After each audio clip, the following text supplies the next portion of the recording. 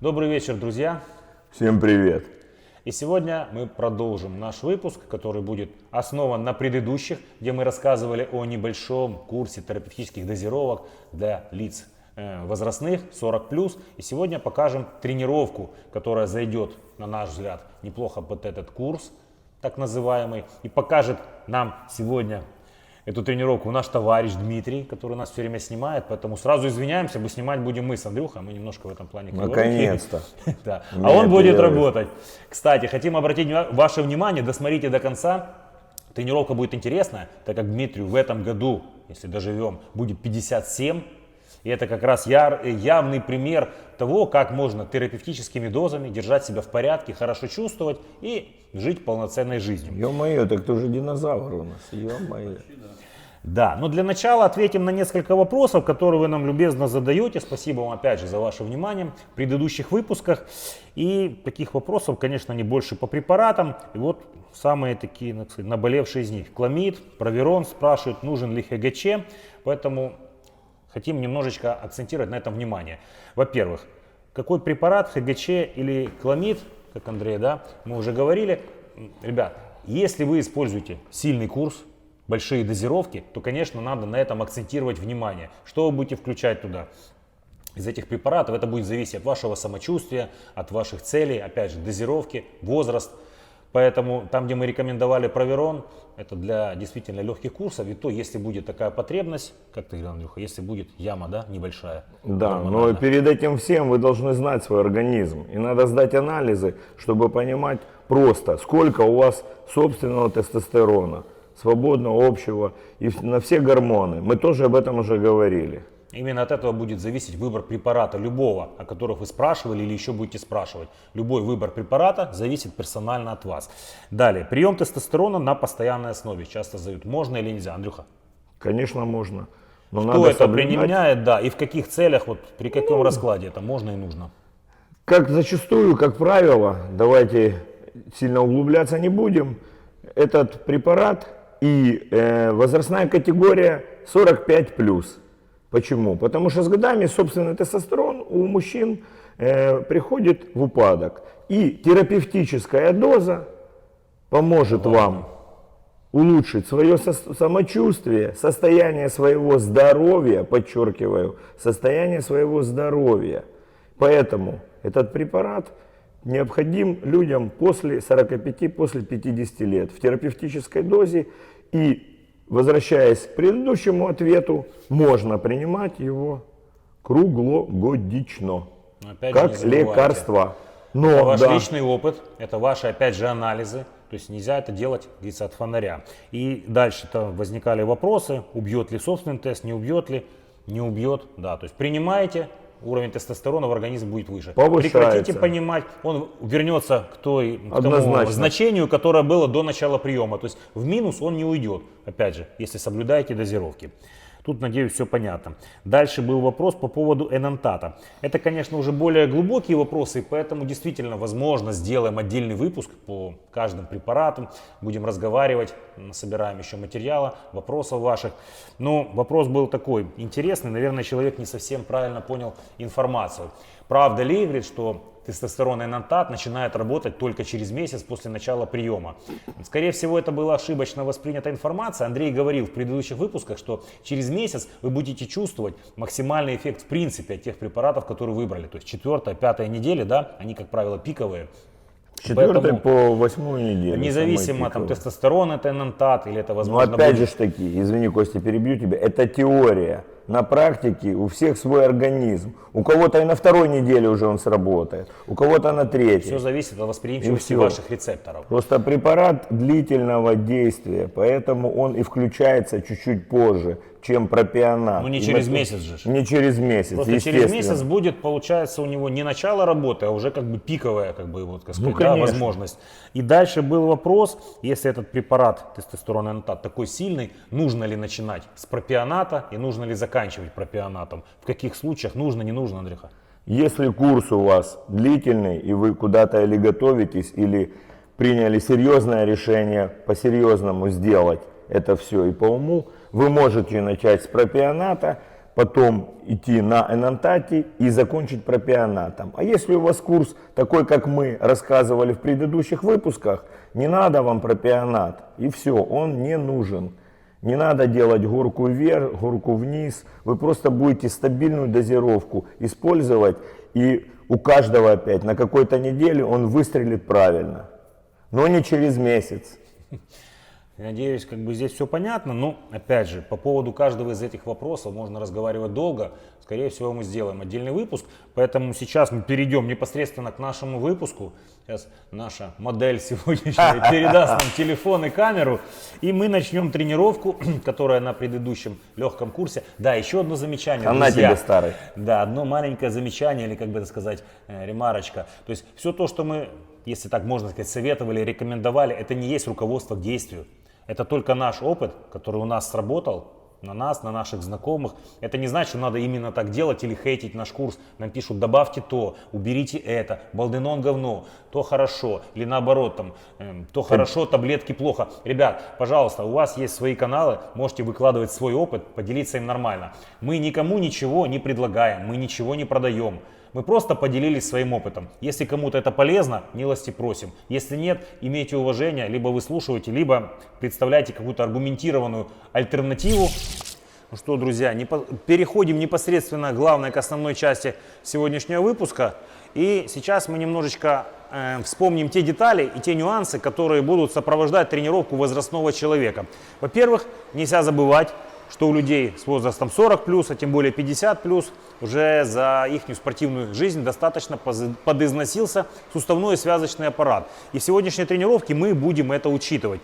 Поэтому мы будем избегать тех упражнений, которые могут даже теоретически доставить боль, как коленям, пояснице, локтям или плечам. Мы будем использовать суперсеты, будем использовать принципы предварительного утомления.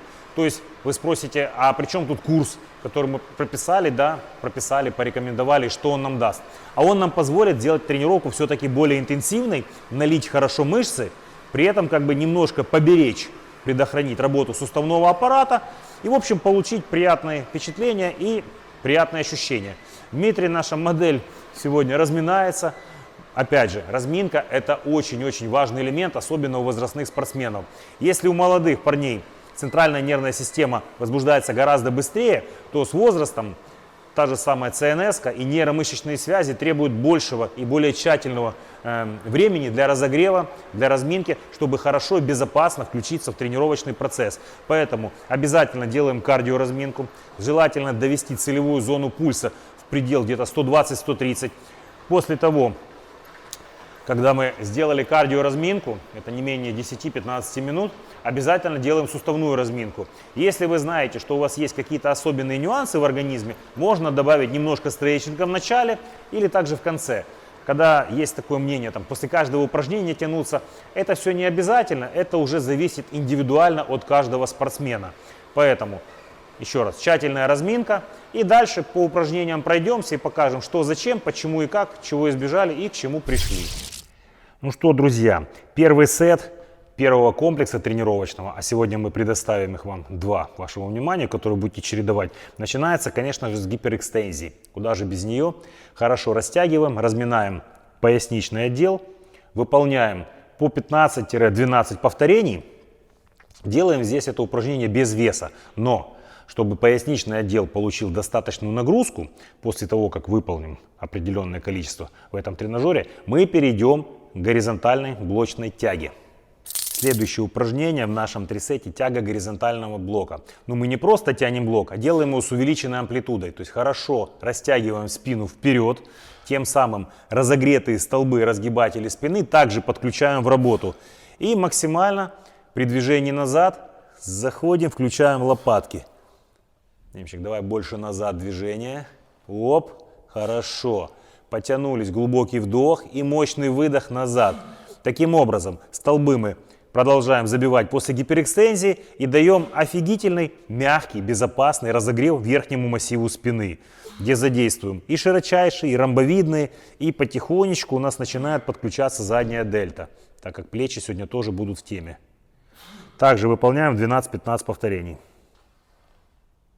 И после того, как мы разогрели верхний массив спины, мы начинаем подключать плечи. Заметьте, плечи мы сегодня начинаем прорабатывать не с передней, не с каких средних дельт, а именно с задней. То есть от задней идем к средней и к передней, чтобы минимизировать нагрузку при жиме, который будет в конце, на плечевой сустав. Вот видите, как у Дмитрия работает хорошо задняя дельта. И весь верхний массив спины продолжает активно подгружаться. Упражнения, все, что показали в этом сете, достаточно безопасные, мягкие. А интенсивность нам задает непосредственно 3 сета. То есть раз, два, три, практически без отдыха. Получаем хороший налив и безопасную работу суставов. Итак, друзья, второй трисет. Заднюю дельту мы разогрели, прокачали слегка. Средняя уже разогрета. И начинаем ее по классике от бедер. Разводочки с гантелями в стороны. Веса небольшие, выполняем также по 15-12 повторений. Плавненько контролируем дыхание, не перегружая плечевые суставы.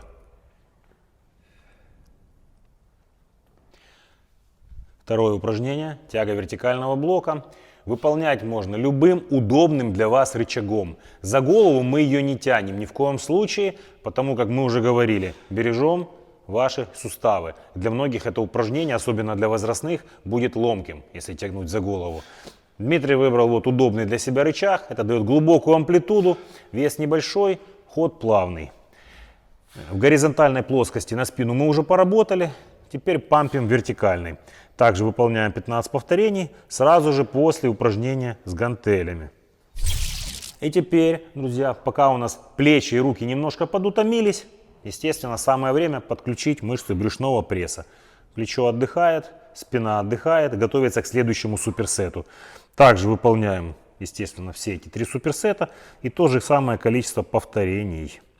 Где-то 15-12, насколько вам это будет удобно. Обратите внимание, угол наклона скамьи минимальный. Ни в коем случае не перетруждаем поясничный отдел. Вверху на колени не заваливаемся. Внизу на вдохе немножко растягиваем мышцу брюшного пресса.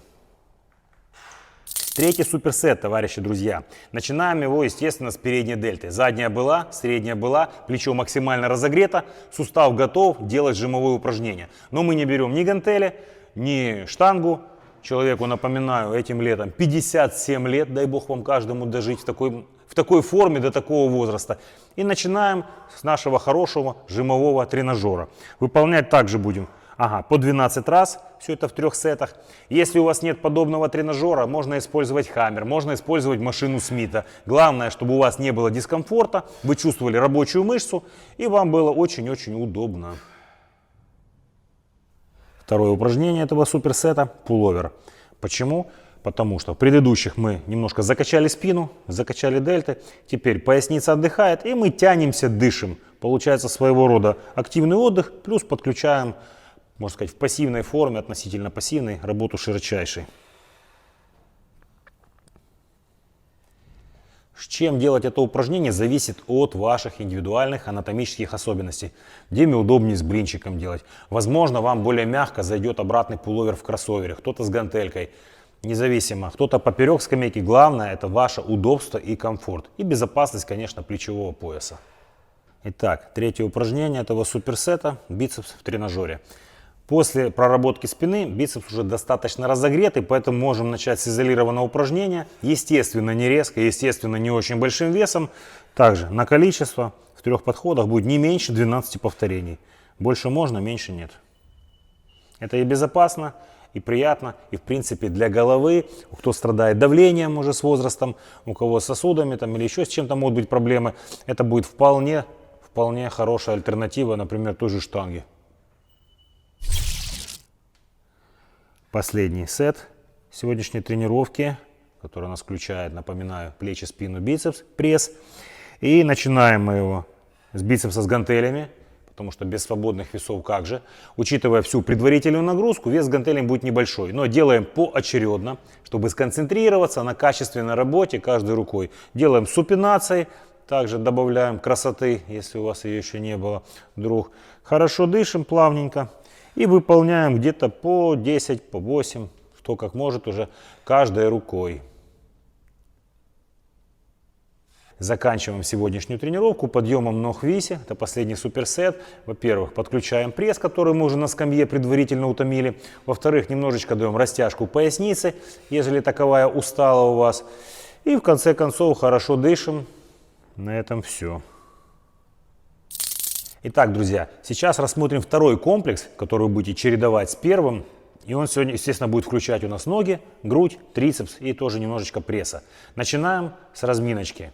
Разгибание на тренажере. Вес берем небольшой. Дмитрий выполнит 15-20 повторений. Это, конечно же, надо, чтобы налить квадрицепс, разогреть коленные суставы. Ни в коем случае резко не дергаем. Не используйте слишком большую амплитуду, если это будет вызывать неприятные ощущения. Дим, тебе нормально по ощущениям? Да. То есть мягкая, плавная работа. И также это все будет выполнено у нас в 3 сета. Поэтому раз, два, три и едем дальше.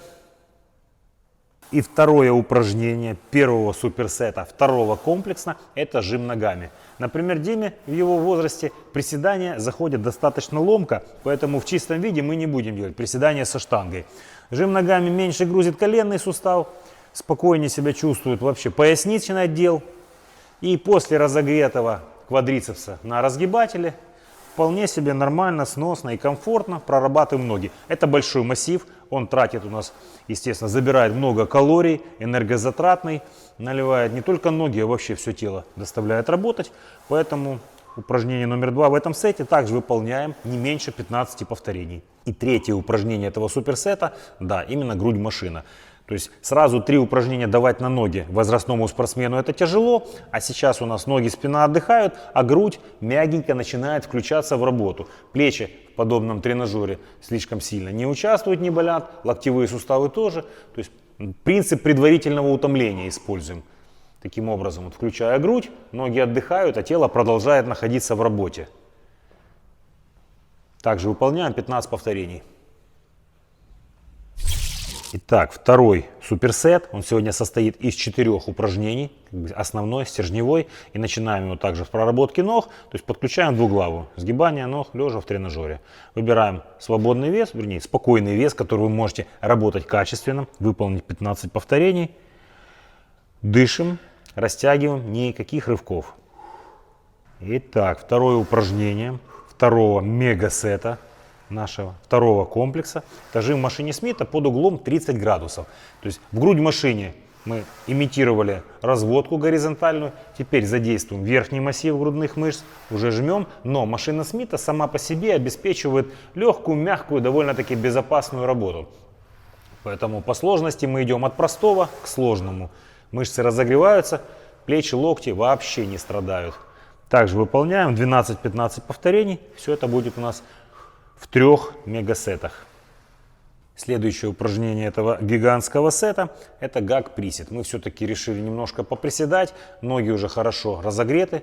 Мы делали разгибатель, мы делали жим ногами, сделали сгибатель. И вот теперь достаточно очень небольшого веса, ну, чтобы включить все-таки ягодичную, и все стабилизаторы, и приводящие, и квадрицепсы, и в то же время спине безопасно, именно в подобном тренажере. Естественно, это не панацея, у вас может быть свой вариант, может быть кому-то будет удобнее в Смите работать, а кто-то захочет поприседать с гантелями, это все допустимо. Главное сам принцип, после предварительного утомления тренажерами, допустим, этих мышц, ну, которые в данный момент работаем, только потом мы переходим к более тяжелому, в данный момент гаку, то есть к приседанию или другому свободному весу. Также выполняем около 15 повторений. И завершающее упражнение в этом квадросете – это подъемы на носочки. Дима выполняет в станке стоя, это можно делать в станке сидя, это можно делать собственным весом, с напарником, как вам угодно и как вам удобно. В первую очередь это ваш комфорт. Не забывайте, что задача уже не накачать что-то прям сильно, а размять голеностоп, немножко проработать мышцы, ну и естественно завершить в принципе проработку ног вот таким нехитрым способом. Также выполняем 15, а можно даже и 20 повторений. И глубоко, хорошо дышим. Так, следующий сет будет состоять уже из 2 упражнений, потому что в предыдущем спортсмен, естественно, подустал. Там было 4 упражнения. Поэтому жим гантелей, как мы уже говорили, мы шли от простого к сложному. То есть свободный вес у нас идет последним упражнением. Отсюда сам вес по себе небольшой, но упражнение, естественно, весомое и очень-очень серьезное. Никому его презентовать не надо, все знают, что такое жим гантелей. Тут у нас будет уже единственное, что не 3, а 4 сета по 10-12 повторений. И дополняет этот суперсет нехитрый подъем ног в висе. Вы спросите, почему мы часто используем? Ну, это одно из самых, на наш взгляд, безопасных упражнений. То есть вы пока висите, уже напрягаетесь, плюс прессик работает, спина предварительно утомленная получает декомпрессию. То есть выполняем также 10-12 повторений не спеша. Всего, напоминаю, 4 суперсета. Последний суперсет этого комплекса. Напоминаем, ноги, грудь, трицепс, пресс. Это начинаем его, естественно, с блока. Разогреваем хорошенечко локти, если они после предыдущих упражнений недостаточно разогреты. Смотрите, как у Димы хорошо. Трицепс уже отдельно, без жима, включается в работу. Так как в предыдущем сете у нас было 4 подхода и 2 упражнения, сейчас будет всего 2 подхода и 3 упражнения. Дальше, обратное отжимание. Это упражнение у нас будет считаться самым тяжелым сегодня на трицепс, но за счет длины постановки ног, естественно, регулируем нагрузку. После всего предварительно сделанного трицепс уже в отказ уходит. И это будет как основной показатель всей той работы, которую вы сделали. Работа мягкая, амплитуду регулируем. Также выполняем 15-12 повторений. Напоминаю, всего будет 2 суперсета.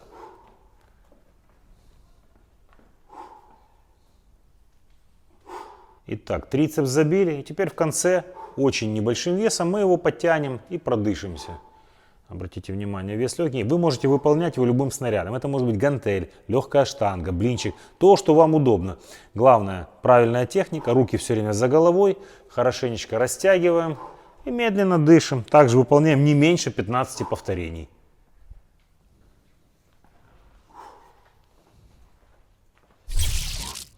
Итак, друзья, подведем небольшой итог. Андрюха у нас сегодня состоялся практически как оператор. Дима наконец-то занял свое привычное место. Он захекался прилично, но ему с камерой все-таки привычнее. Андрюха, что ты там, да? О, рука аж покраснела, накачал почти предплечье. Значит, смотрите, что мы сегодня сделали.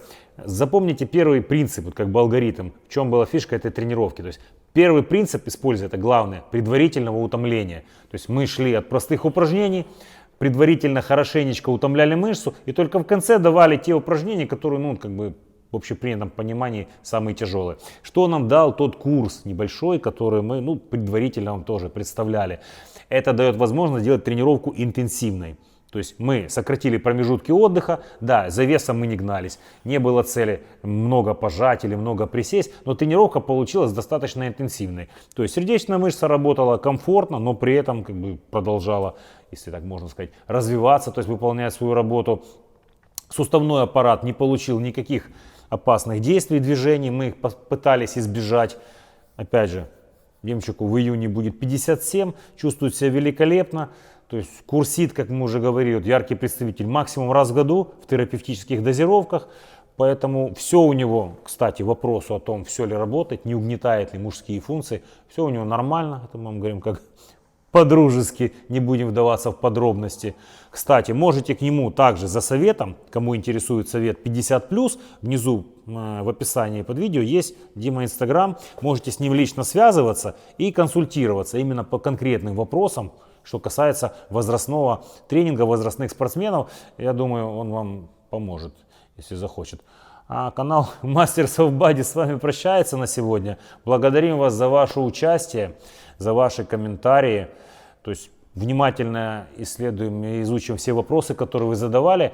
И уверены, будет еще один интересный выпуск. Андрей сегодня был в роли оператора. Я, как обычно, много говорил. А Дима сегодня у нас был моделью 55+ size. Поэтому до новых встреч. А еще мы благодарим клуб Orange за предоставленную возможность снимать наши ролики и радовать вас своими видео. Таки да. До новых встреч.